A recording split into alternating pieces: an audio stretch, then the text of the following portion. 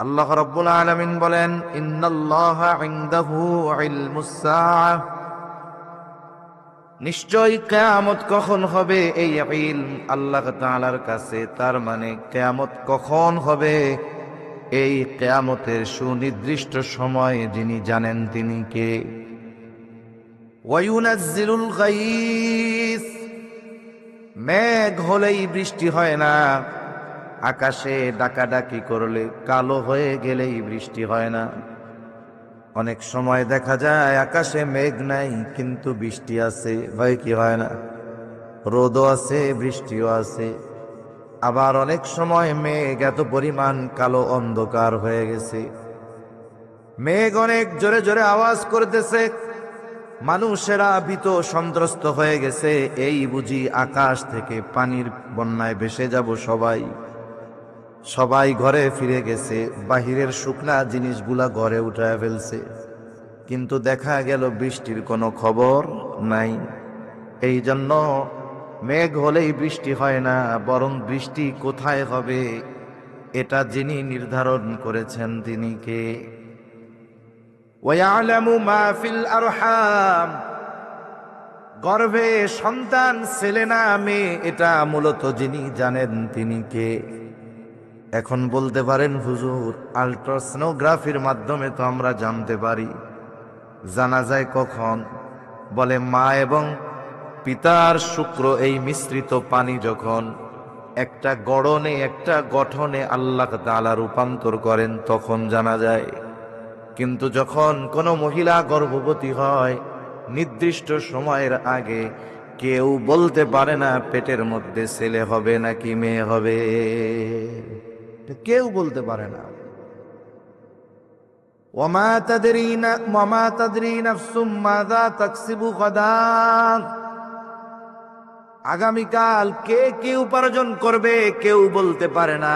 ওয়ামা তাদরি নাফসুম বিআইয়ি আরদিন তামুত, কোথায় কোন জমিনে কার মৃত্যু হবে কেউ বলতে পারে না।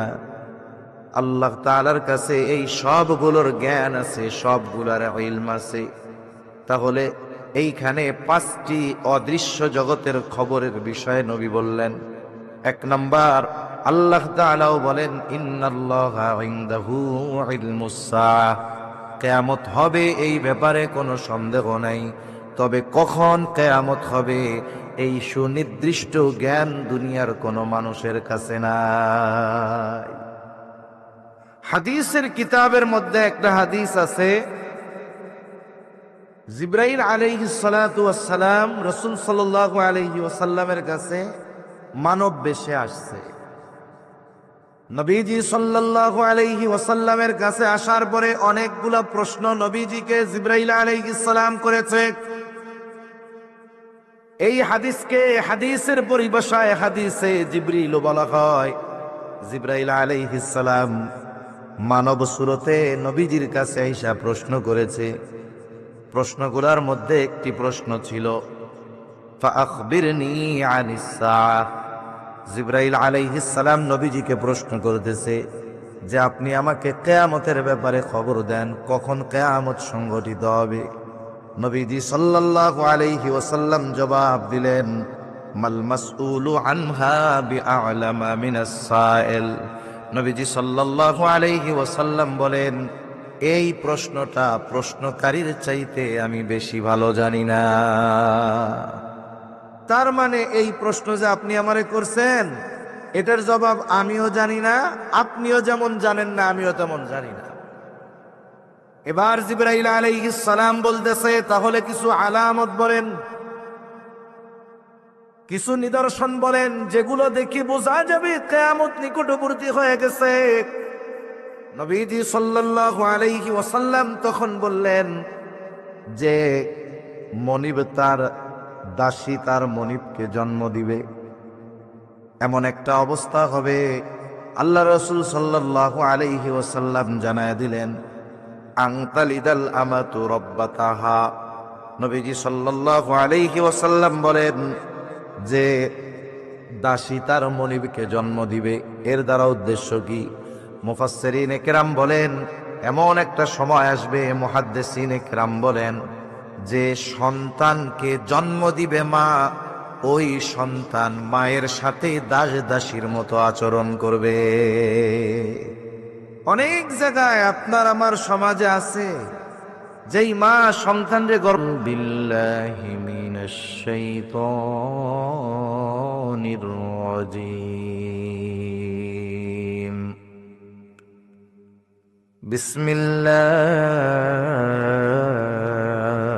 বিসমিল্লাহির রহমানির রহিম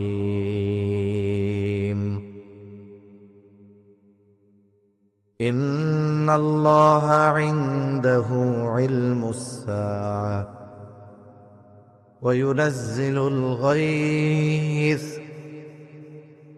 ওয়া ইয়া'লামু মা ফিল আরহাম ওয়া মা তাদরি নাফসুম মাযা তাকসিবু গাদা وما تدري نفس بأي أرض تموت إن الله عليم خبير وقال رسول الله صلى الله عليه وسلم لا تقوم الساعة حتى يقبض العلم وتكثر الزلازل ويتقارب الزمان وتظهر الفتن ويكثر الهرج وهو القتل حتى يكثر فيكم المال فيفيض أو كما قال النبي صلى الله عليه وسلم صدق الله আওয়াজ কোথায়? এত কাছে মুখ মিশায় কথা বলতে হয় কেন? صدق الله العلي العظيم وصدق رسوله النبي الكريم ونحن على ذلك من الشاهدين والشاكرين والحمد لله رب العالمين سبحانك لا علم لنا إلا ما علمتنا إنك أنت العليم الحكيم اللهم صل على محمد وعلى آل محمد كما صليت على إبراهيم وعلى آل إبراهيم إنك حميد مجيد اللهم بارك على محمد وعلى آل محمد كما باركت على إبراهيم وعلى آل إبراهيم إنك حميد مجيد আল্লাহ রাব্বুল আলামিনের দরবারে অগণিত শুকর যে মহান মালিক আমাদের হায়াতে বরকত দিয়ে সুস্থ রেখে বিজ্ঞ উলামা ইকরামের জবান থেকে খুবই গুরুত্বপূর্ণ কথা শ্রবণ করবার, আমাকেও আপনাদের খেদমতে কিছু কথা বলার তৌফিক যে মহান মানিব দান করেছেন, সে মহান মানিবকে খুশি করার জন্য মোহাব্বতের সাথে জবান খুলে অন্তর থেকে আমরা একবার কালিমাতুশ শুকর পাঠ করি। আলহামদুলিল্লাহ। অগণিত দুরূদ ও সালাম সৈয়দুল আম্বিয়া, আশরাফুল আম্বিয়া, খাতামুল আম্বিয়া, ইমামুল মুরসালিন, রহমাতুল লিল আলামিন মুহাম্মদুর রাসূলুল্লাহ সাল্লাল্লাহু আলাইহি ওয়াসাল্লামের উপর। আমি আপনাদের খেদমতে পবিত্র কোরআনুল কারীমের সূরা লুকমানের সর্বশেষ আয়াত তিলাওয়াত করেছি ও রাসূল আকরাম সাল্লাল্লাহু আলাইহি ওয়াসাল্লামের অগণিত হাদিস থেকে একটা হাদিস পাঠ করেছি। আল্লাহ তাআলার কাছে তৌফিক চাই, আল্লাহ তাআলা কিছু কথা বলার তৌফিক দেন যে কথাগুলো আমাদের সবার দুনিয়া এবং আখেরাতের জন্য কল্যাণকর হয়, সকলে জবান খুলে বলি আমিন। আমি যে আয়াতখানা আপনাদের খেদমতে তিলাওয়াত করেছি, এই আয়াতে আল্লাহ সুবহানাহু ওয়া তাআলা এমন 5টি বিষয়ের কথা উল্লেখ করেছেন, যেই 5 বিষয়ের জ্ঞান দুনিয়ার কোনো মানুষ কোনো সৃষ্টির কাছে নাই, বরং এই 5 বিষয়ের জ্ঞান যার কাছে আছে তিনি কে? আরো জোরে বলেন, তিনি কে? আল্লাহ। এই আয়াতে যেই 5টি বিষয়ের কথা আল্লাহ তাআলা বলেছেন, ওই 5 বিষয়ের জ্ঞান দুনিয়ার কোনো সৃষ্টির কাছে নাই, যার কাছে আছে তিনি কে? আল্লাহ। এই 5টি অদৃশ্য বিষয়, গায়েবের বিষয়কে মাফাতিহুল গায়েব বলা হয়। হাদিসের মধ্যে এই 5টি বিষয়ের জ্ঞানকে মাফাতিহুল গায়েব বলে অভিহিত করা হয়েছে। আর আল্লাহ তাআলা হলেন আলিমুল গায়েব, গায়েবের ইলম সব আল্লাহ তাআলার কাছে। আমাদের দেশে কিছু ভাই আছে যারা নবীজি সাল্লাল্লাহু আলাইহি ওয়াসাল্লামের ব্যাপারে এই বিশ্বাস লালন করে যে নবীজির কাছে গায়েবের ইলম আছে। গায়েবের ইলম এক জিনিস, আর গায়েবের খবর আর এক জিনিস। আমার আপনার নবীর কাছে গায়েব সম্পৃক্ত বিষয় কতটুকু আছে? বলে যতটুকু নবীকে আল্লাহ তাআলা জানিয়েছেন। আল্লাহ তাআলা নবীকে গায়েবের খবর দিয়েছেন, এজন্য আলিমুল গায়েব, গায়েবের ইলম যার কাছে তিনি হলেন কে? আল্লাহ। এই আয়াতের মধ্যে আল্লাহ তাআলা 5টি অদৃশ্য বিষয়ের কথা বলেছেন। কয়টা? জোরে বলেন। আপনারা সজাগ আছেন না ঘুম আসতেছে? তাকবীর দেন, নারায়ে তাকবীর। আরো জোরে, নারায়ে তাকবীর। আল্লাহ তাআলা বলেন, ইন্নাল্লাহা ইনদাহু ইলমুস সাআহ। আল্লাহ রাব্বুল আলামিন বলেন, ইন্নাল্লাহা ইনদাহু ইলমুস সাআহ, নিশ্চয় কিয়ামত কখন হবে এই ইলম আল্লাহ তাআলার কাছে। তার মানে কিয়ামত কখন হবে, এই কিয়ামতের সুনির্দিষ্ট সময়ে যিনি জানেন তিনি কে? ওয়ায়ুনাজ্জিলুল গায়স, মেঘ হলেই বৃষ্টি হয় না, আকাশে ডাকাডাকি করলে কালো হয়ে গেলেই বৃষ্টি হয় না। অনেক সময় দেখা যায় আকাশে মেঘ নাই কিন্তু বৃষ্টি আছে। ভাই, কি হয় না? রোদও আছে, বৃষ্টিও আছে। আবার অনেক সময় মেঘ এত পরিমাণ কালো অন্ধকার হয়ে গেছে, মেঘ অনেক জোরে জোরে আওয়াজ করতেছে, মানুষেরা ভীত সন্ত্রস্ত হয়ে গেছে। এই বুঝি আকাশ থেকে পানির বন্যায় ভেসে যাব সবাই। সবাই ঘরে ফিরে গেছে, বাহিরের শুকনা জিনিসগুলা ঘরে উঠায় ফেলছে, কিন্তু দেখা গেল বৃষ্টির কোনো খবর নাই। এই জন্য মেঘ হলেই বৃষ্টি হয় না, বরং বৃষ্টি কোথায় হবে এটা যিনি নির্ধারণ করেছেন তিনি কে? ওয়ায়ালামু মা ফিল আরহাম, গর্ভে সন্তান ছেলে না মেয়ে এটা মূলত যিনি জানেন তিনি কে? এখন বলতে পারেন, হুজুর আল্ট্রাসোনোগ্রাফির মাধ্যমে তো আমরা জানতে পারি। জানা যায় কখন? বলে মা এবং পিতার শুক্র এই মিশ্রিত পানি যখন একটা গড়নে, একটা গঠনে আল্লাহ তাআলা রূপান্তর করেন তখন জানা যায়। কিন্তু যখন কোনো মহিলা গর্ভবতী হয়, নির্দিষ্ট সময়ের আগে কেউ বলতে পারে না পেটের মধ্যে ছেলে হবে নাকি মেয়ে হবে, কেউ বলতে পারে না। ওমা তাদরি নাফসুম মাযা তাকসিবু গাদা, আগামীকাল কে কি উপার্জন করবে কেউ বলতে পারে না।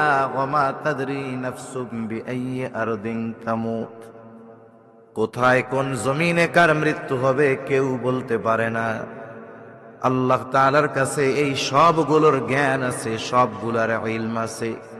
তাহলে এইখানে 5টি অদৃশ্য জগতের খবরের বিষয়ে নবী বললেন।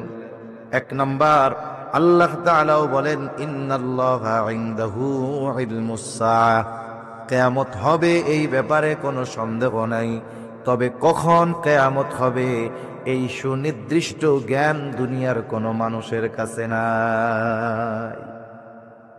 হাদিসের কিতাবের মধ্যে একটা হাদিস আছে, জিবরাইল আলাইহিস সালাতু ওয়াস সালাম রাসূল সাল্লাল্লাহু আলাইহি ওয়াসাল্লামের কাছে মানব বেশে আসছে। নবীজি সাল্লাল্লাহু আলাইহি ওয়াসাল্লামের কাছে আসার পরে অনেকগুলা প্রশ্ন নবীজিকে জিবরাইল আলাইহিস সালাম করেছে। এই হাদিসকে হাদিসের পরিভাষায় হাদিসে জিবরিল বলা হয়। জিবরাইল আলাইহিস সালাম মানব সুরতে নবীজির কাছে আইসা প্রশ্ন করেছে। প্রশ্নগুলোর মধ্যে একটি প্রশ্ন ছিল, ফাআখবিরনি আনিস সাআহ। জিবরাইল আলাইহিস সালাম নবীজিকে প্রশ্ন করতেছে যে আপনি আমাকে কিয়ামতের ব্যাপারে খবর দেন, কখন কিয়ামত সংঘটিত হবে। নবীজি সাল্লাল্লাহু আলাইহি ওয়াসাল্লাম জবাব দিলেন, মাল মাসউলু আনহা বিআলামা মিনাস সাইল।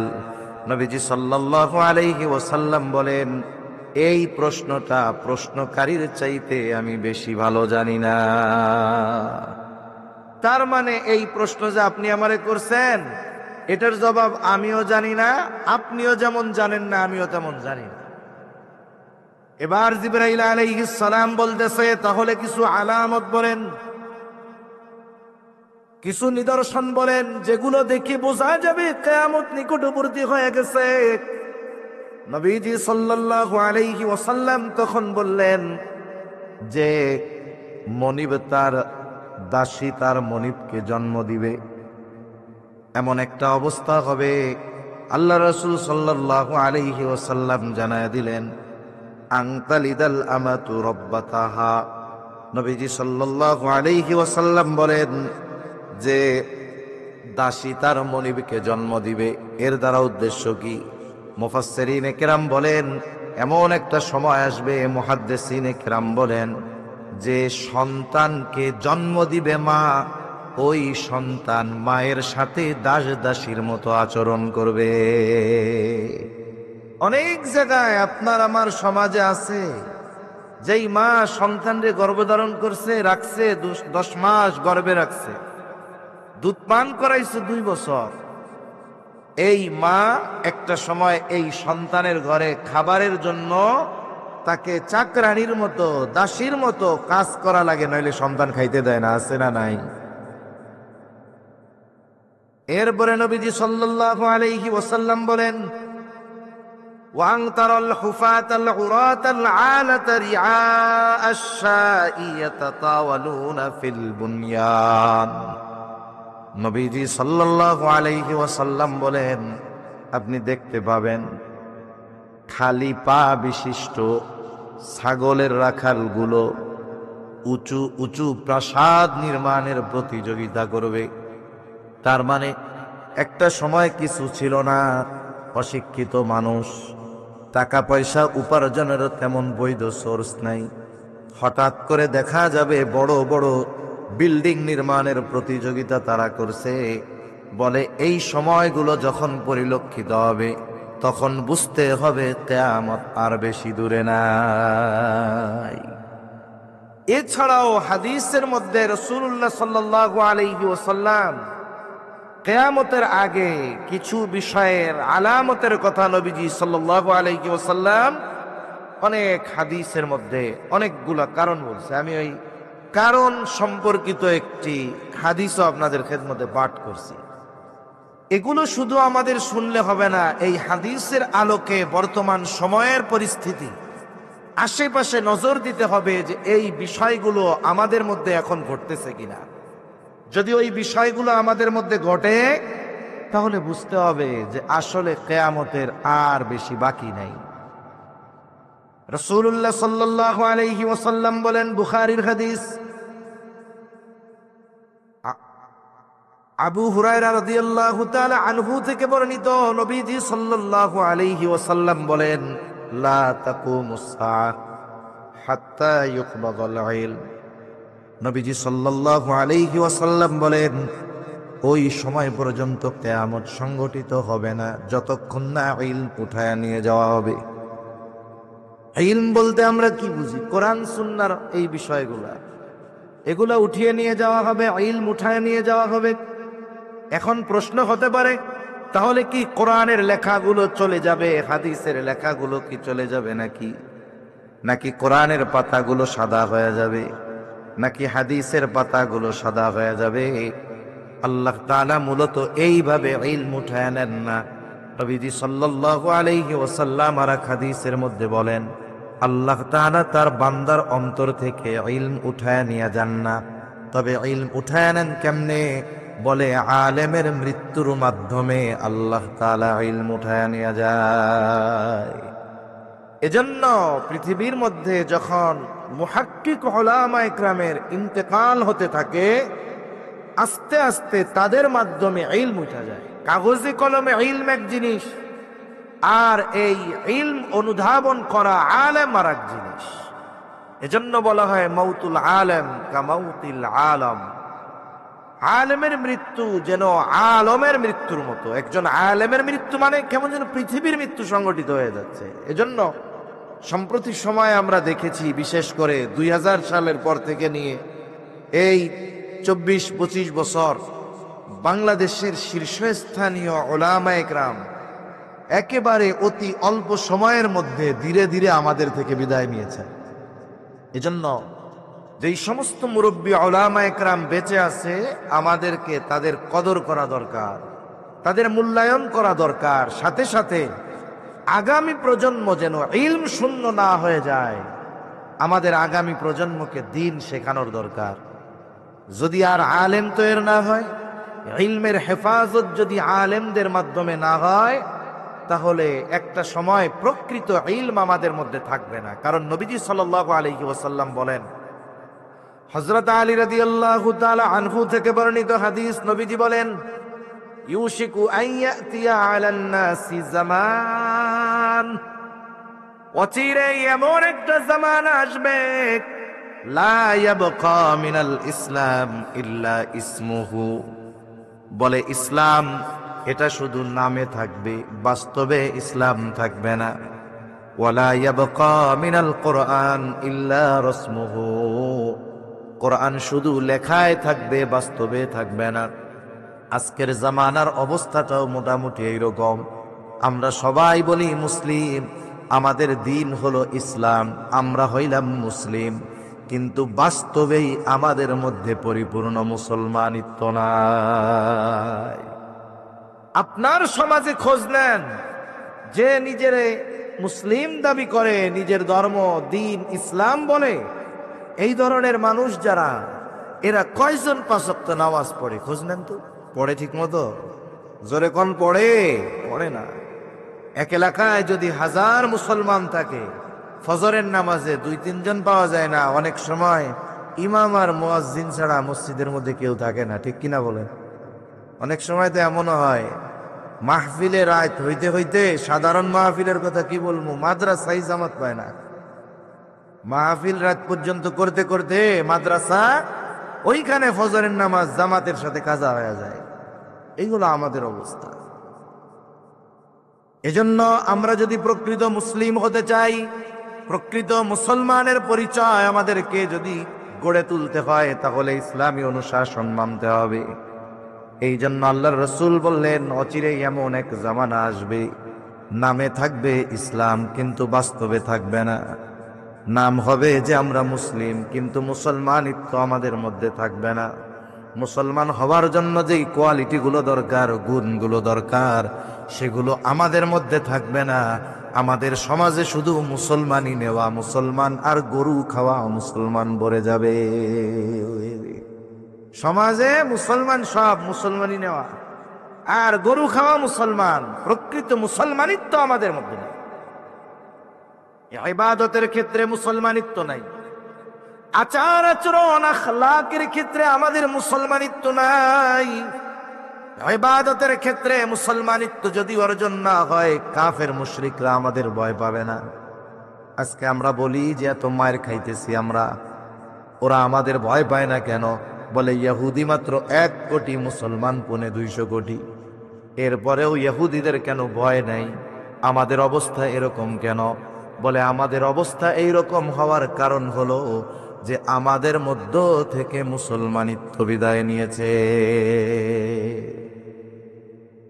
রাসূলুল্লাহ সাল্লাল্লাহু আলাইহি ওয়াসাল্লাম একদিন বলতেছে, অচিরেই কাফেররা মুসলমানদেরকে এমন ভাবে ঘিরে ধরবে যেমনি ভাবে খাবার দস্তরখানে থাকলে চতুর্দিক দিয়ে যেমন মানুষেরা খাবারকে ঘিরে রাখে, অচিরেই কাফেররা মুসলমানদেরকে এইভাবে ঘিরে ধরবে, জুলুম করবে, নিঃশেষ করে দিবে, হত্যা করবে।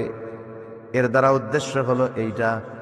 সাহাবা একরাম জিজ্ঞাসা করে, ইয়া রাসূলুল্লাহ সাল্লাল্লাহু আলাইহি ওয়াসাল্লাম, তখন কি মুসলমানদের সংখ্যা কম হবে নাকি? নবীজি বললেন, না, কম হবে না। তবে তাদের এই পরিস্থিতি হওয়ার কারণ কি? বলে তারা মৃত্যুকে ভয় পাবে, তাদের অন্তরে মৃত্যুর ভয় থাকবে, সাথে সাথে বেঁচে থাকার আশা, দুনিয়ার মহব্বত। এই কারণে কাফেররা তাদেরকে এমনি ভাবে চেপে ধরবে। আমাদের সবার অবস্থা কম বেশি এরকম। আমি আমার কথাও বলতেছি, আমরা সবার অবস্থা এরকম।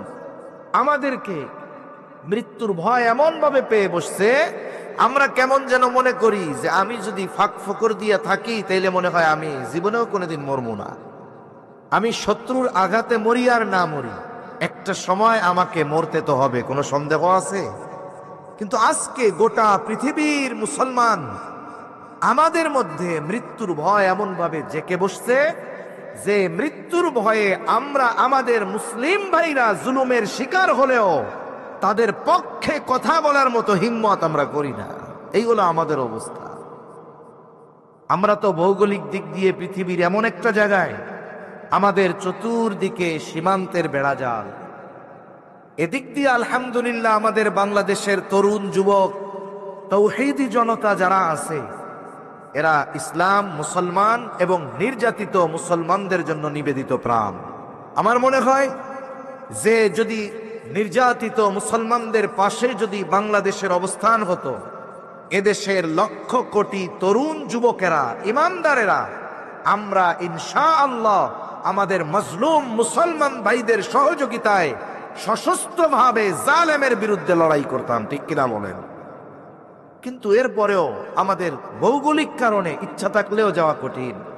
কিন্তু আফসোস লাগে, ওই যে গাজ্জার নির্যাতিত মুসলমানদের পাশে সব ইসলামিক কান্ট্রি, কোটি কোটি মুসলমানদের বসবাস, এর মধ্যে একটা দেশ ইহুদিদের দেশ, অথচ মুসলমানেরা কথা বলার হিম্মত নেই।